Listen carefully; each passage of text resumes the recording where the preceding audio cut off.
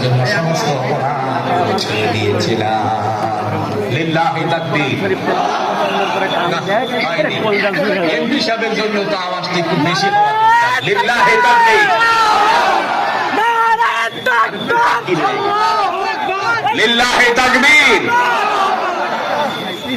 আল্লামা মুফতি আমির হামজা সাহেবের আগমন,